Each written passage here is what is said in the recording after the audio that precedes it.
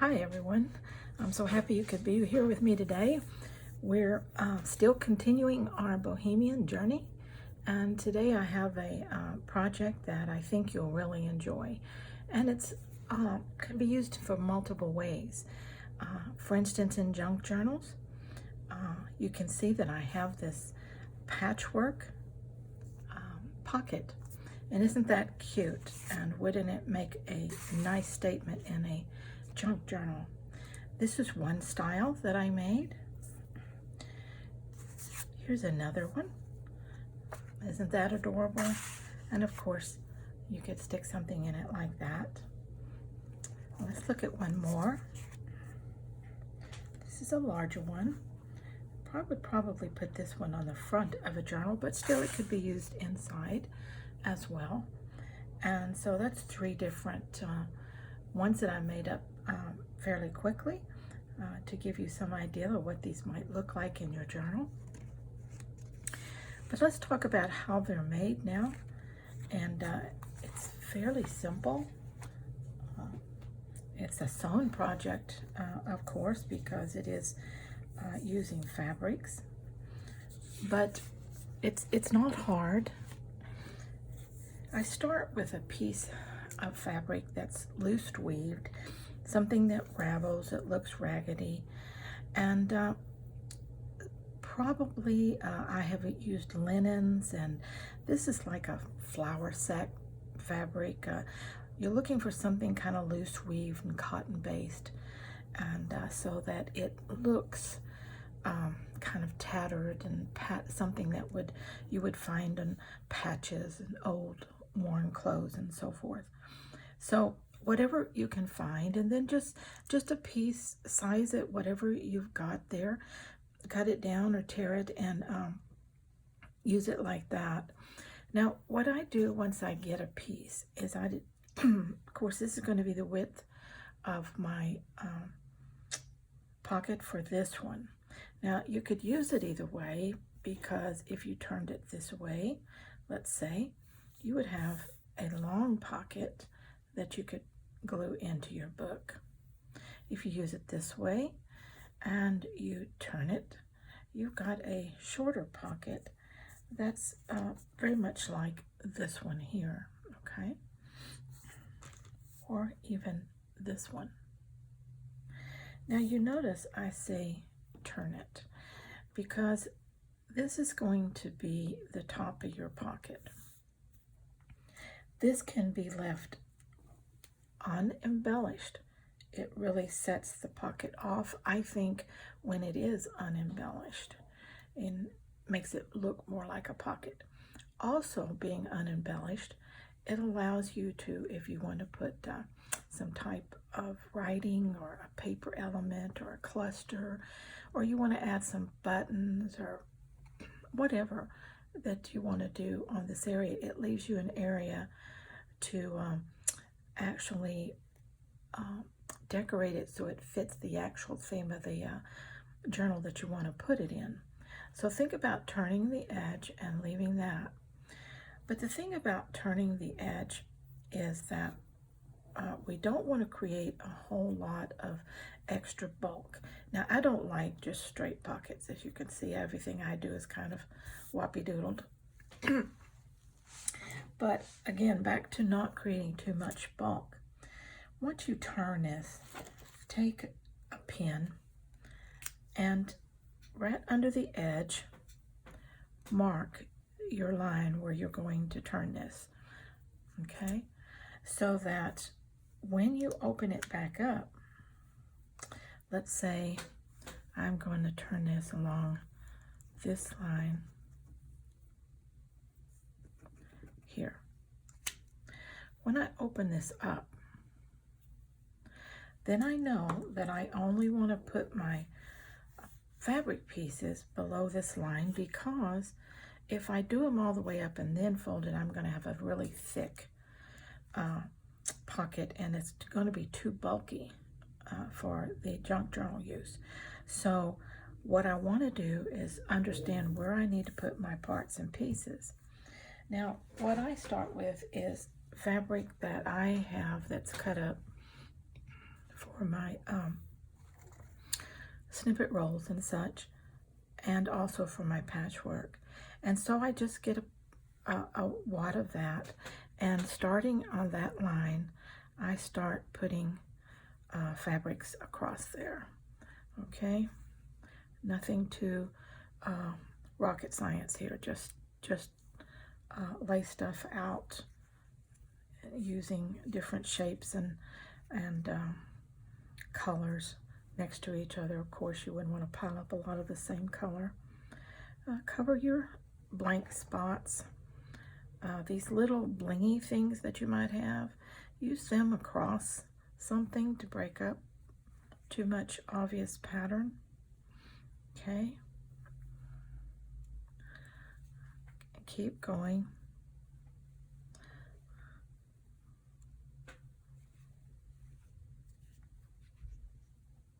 You can use solids, and you can use all kinds of patterns. It doesn't matter. Even little tiny pieces of yarn like this can be used to put interest on a piece that may not have a lot of interest itself. This one had some sequins on it. Well, it's going to work because my machine will sew through those. And so just keep layering stuff on. Little pieces of lace of different colors are really cool to add those on there. Let's see. Sometimes things are folded, and that's just perfect, because especially if they're more sheer fabrics, then they cover better that way. And don't be afraid to use different weights and textures of fabrics, okay? Okay, so that's where that is. Now, sometimes what I will do on top of this is I have another bunch of fabric that is cut up in what I call confetti pieces. And I might take some of this confetti and sprinkle it around just to add a little more texture to it. But it's not necessary if you don't want to cut up confetti fabric, which takes a little time and can be tedious. But also at this point, you might add some threads, different threads of different colors. You might add some threads that you have saved from your projects, your threads that you cut off after you've sewn something, whatever kind of threads that you might have. For instance, you can see here that I have some of these threads that I've just cut off from other projects and I've saved. This one, I had a little piece of yarn that I really liked, and I put that one on top. This one, I had some little glitzy fabric. Not sure if you can see that.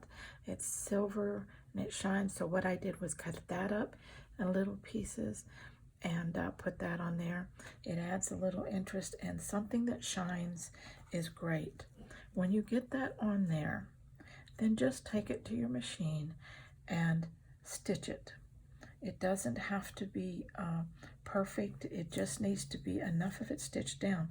Now, what I will do sometimes is, like on this piece, I have a piece of, what do you call it? Well, I'll think of it in a minute. But it's laid over the top, and then I sewed over that. These are simply sewed on, and with some loose edges and things showing outside. You can see all the stitching on the back, how I stitch. This one I single stitched it around several different directions to catch the fabric underneath. This one is cross-stitched, zigzag stitched around, and it was bigger, and I needed to catch more fabric, edges and corners without solidly stitching the whole thing. But you can see that the stitching with all the other interest on there just doesn't show that much. And sometimes what I do is I'll stitch down the fabric first with single stitch, and then when I put the other elements on, the strings and the ribbon or the confetti fabric, whatever, then I come back over the top of that,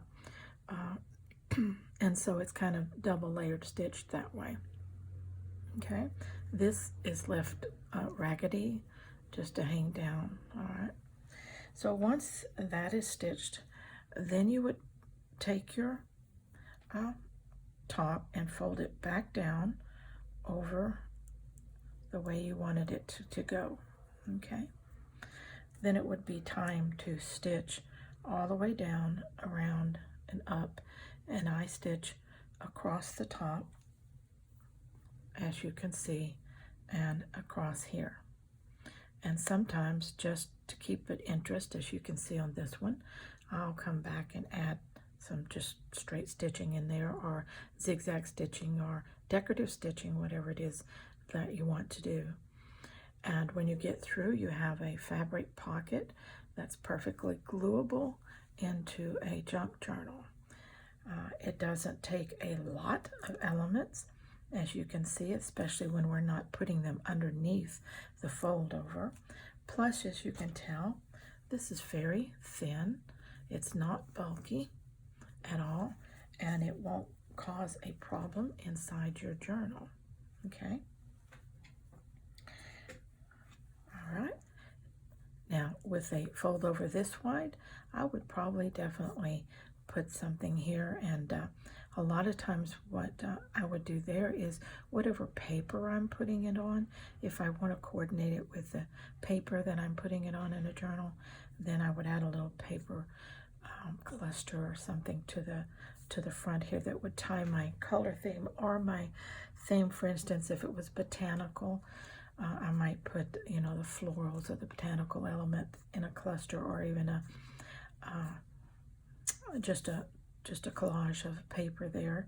I could put sentiments across there of some kind. It doesn't really matter what you use.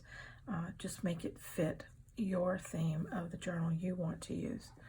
Now, there are a lot of us who sew our journal embellishments, but at the same time, we maybe sew other things too.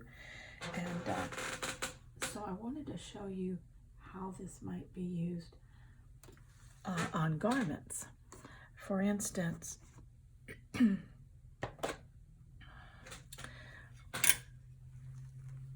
let's say you had a t-shirt and you just want to add some interest to this t-shirt.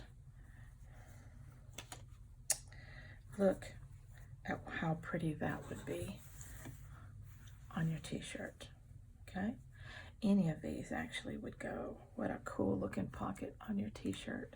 If you wanted it up close to the top of your t-shirt, then maybe a smaller pocket up close to the top.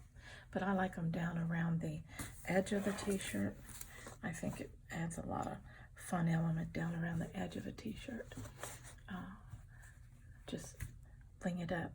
These also are very cool when they're added to book bags, especially for teenagers. And they're very cool when they're added to, patched onto jeans, adding pockets to the legs of a jeans and things like that.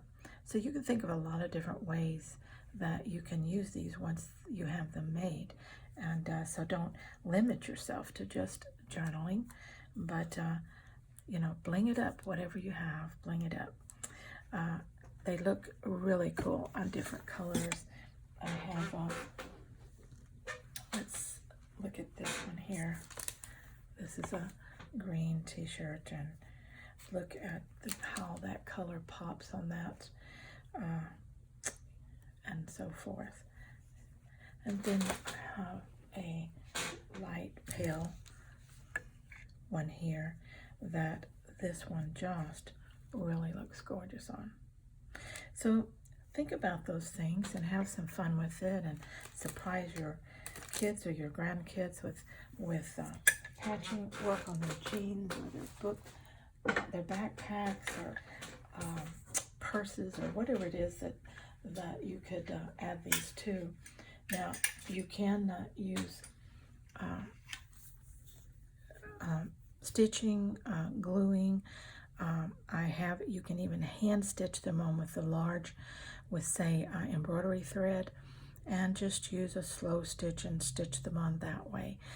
It doesn't have, like I said, they're a patch. They don't have to look perfect. They're for decoration, and of course they can be used. But have some fun with these because they're fun to make. So the end product ought to be fun too that we use them on. Okay, that's our next project in our Bohemian challenge that is being hosted in Junk Journal Junction Facebook group, and of course here on my YouTube channel. If you're enjoying these Bohemian embellishments, please think about subscribing to my YouTube channel and sharing my videos. That would really help me out a lot. So I appreciate you being with me today, and have a lot of fun.